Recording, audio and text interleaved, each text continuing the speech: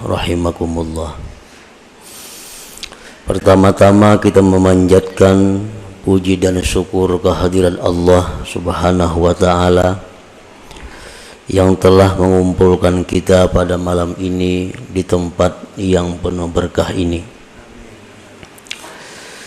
Dan mudah-mudahan Allah selalu mengumpulkan kita dalam tempat kebaikan dan takwa. Amin ya rabbal alamin. Salawat dan salam kita haturkan kepada junjungan kita Nabi besar Muhammad sallallahu alaihi wasallam dan kepada seluruh keluarga, para sahabat, zuriat dan pengikut beliau sampai hari akhir nanti. Para muhibbin rahimakumullah. Al-faslu tsani minal hikmati tsalisata asyar minal hikamil ataiyah. Qala al-musannif rahimahullah wa nafa'ana bi ulumi. Pasal yang kedua daripada hikmah yang ke-13 daripada hikam al-ataiyah. Berkata pengarang Imam Ahmad bin Athaillah As-Sakandari rahimahullah wa nafa'ana bi ulumi. Am kaifa yarhalu ilallah ta'ala wa huwa muqabbalun bi syahawatihi. Am kaifa yarhalu ilallah wa huwa muqabbalun bi syahawatihi. Yang artinya, atau bagaimanakah hati seseorang itu bisa berangkat kepada Allah Ta'ala, sedangkan hati itu diikat, dililit dengan syahwat-syahwatnya. Bagaimanakah hati itu bisa berangkat kepada Allah, sedangkan dia diikat, dipasung dengan syahwat-syahwatnya.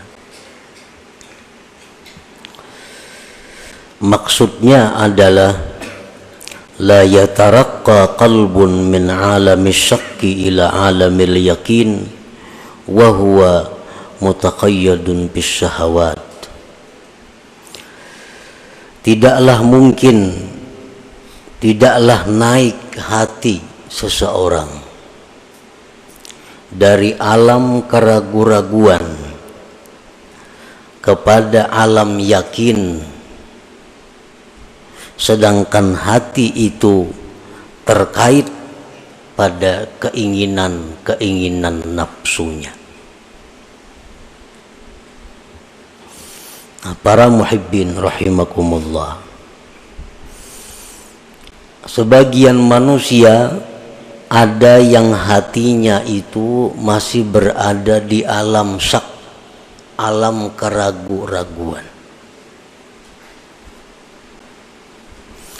Dan hati yang berada di alam ragu-ragu itu tidak akan bisa naik kepada alam yakin kalau hati tersebut masih terikat, terkait dengan keinginan-keinginan nafsunya. Para muhibbin rahimakumullah, kita meyakini dengan seyakin-yakinnya dalam pengakuan kita bahwa kita ini akan mati. Itu pengakuan kita. Tetapi pada kenyataannya tingkah laku kita, akhlak perbuatan kita seolah-olah kita ini ragu-ragu dengan kematian itu. Kita mengaku bahwa kita yakin bahwa di kubur itu ada azab, ada nikmat. Dan kita yakin dalam pengakuan kita bahwa kita satu saat akan masuk ke alam kubur itu.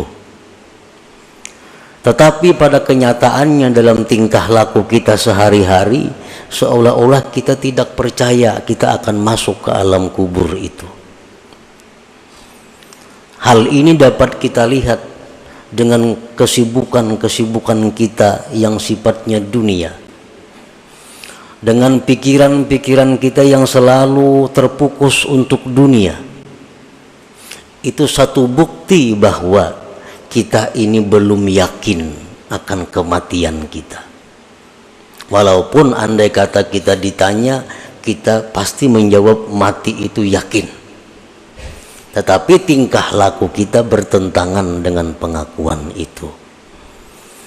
Banyak di antara kita yang mengejar dunia tidak cukup waktu. Banyak di antara kita yang memikirkan dunia tidak cukup kepala. Arti kada cukup kepala itu apa? Seorang kada sanggup mencari pembantu-pembantu, asisten-asisten, menunjukkan kepala seorang kada cukup lagi memikirkan itu. Sabigi kepala kada cukup, maulah seekong asisten, kada cukup lagi, ulah seekong pembantu lagi. Nah, yang dipikirkan apa? Semuaan adalah urusan-urusan keduniaan. Nah, padahal ini mengaku dia yakin akan mati, yakin. Tetapi tingkah lakunya tersebut menunjukkan bahwa dia itu ragu-ragu. Nah, ini yang dimaksud dengan bahwa tidak bisa naik hati daripada alam ragu-ragu kepada alam yakin kalau hati itu masih terikat dengan keinginan-keinginan nafsunya, dengan keinginan-keinginan syahwatnya. Nah, para muhibbin rahimakumullah, yanqasimul yakin ila arba'ati aqsam. Yakin itu ada 4 macam. Ini yang mesti kita datangi, ini yang mesti kita tempati, ini yang mesti kita naiki, supaya hati kita jangan diam pada alam ragu-ragu ini, naik kepada alam yakin. Yang pertama, al-yakin bitauhid, yakin pada tauhid. Yakin pada tauhid itu artinya adalah an la yaral asya kullaha illa minallah musabbibil asbab fala yaltafitu wa la yata'allaqu wa la yastanidu ilal asbab. Yakin pada tauhid itu bahwa dia tidak melihat akan sesuatu itu seluruhnya kecuali dari Allah yang menerbitkan segala sebab. Maka dia tidak menoleh kepada sebab, tidak berpegang kepada sebab, dan tidak bersandar kepada sebab. Nah, ini orang yang yakin dalam tauhidnya. Bukan meniadakan asbab, bukan membuang asbab, tetapi dia tidak bersandar kepada asbab. Hatinya kada bergantung kepada asbab, hatinya kada menoleh kepada asbab.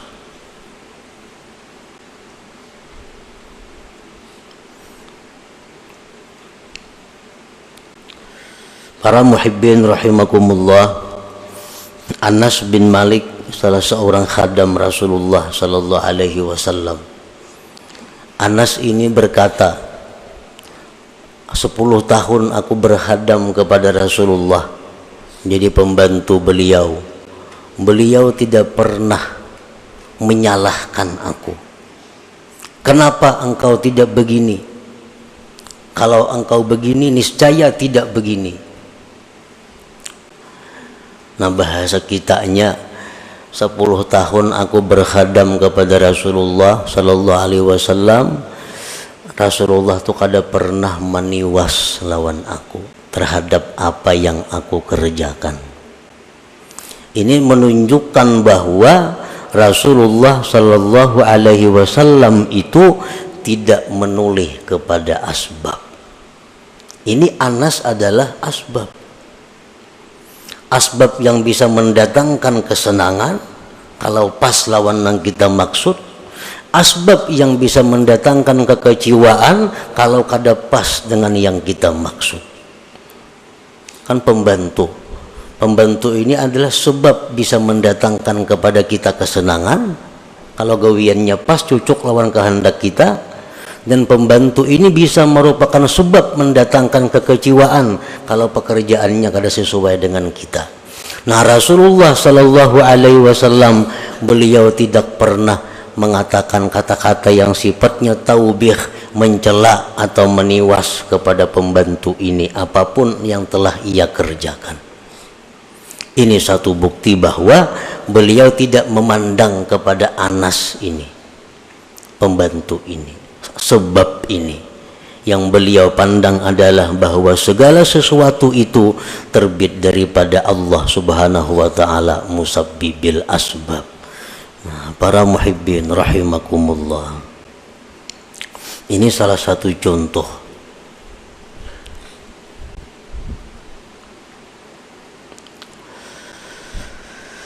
Nah, jadi yakin yang pertama adalah yakin pada tauhid.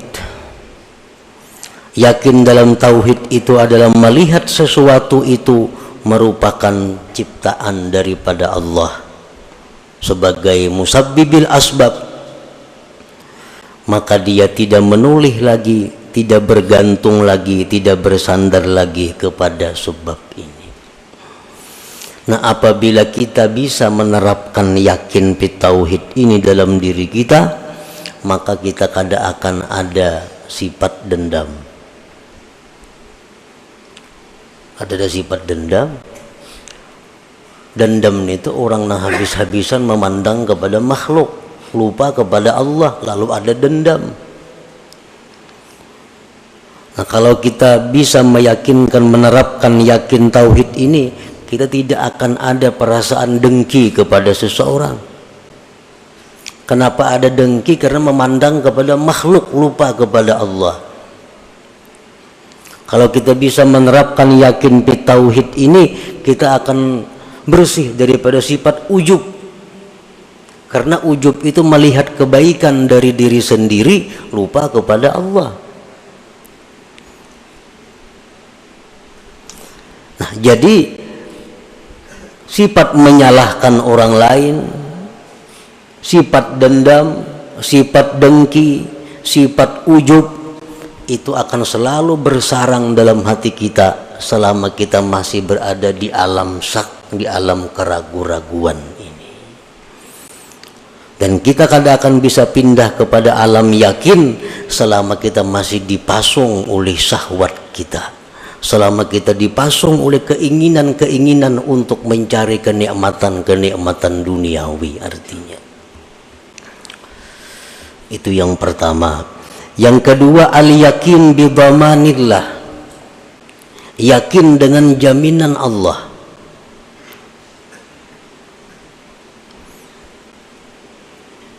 Fala yahtammu birrizqi, maka dia tidak risau dengan rezekinya. Lianna ma qaddara lahu yasilu ilaihi wa ma la fala fayujmilu fi talabihi, karena dia yakin bahwa yang ditakdirkan baginya itu pasti sampai kepadanya, dan yang tidak ditakdirkan tidak akan sampai kepadanya, maka dia baik elok pada mencari rezeki itu.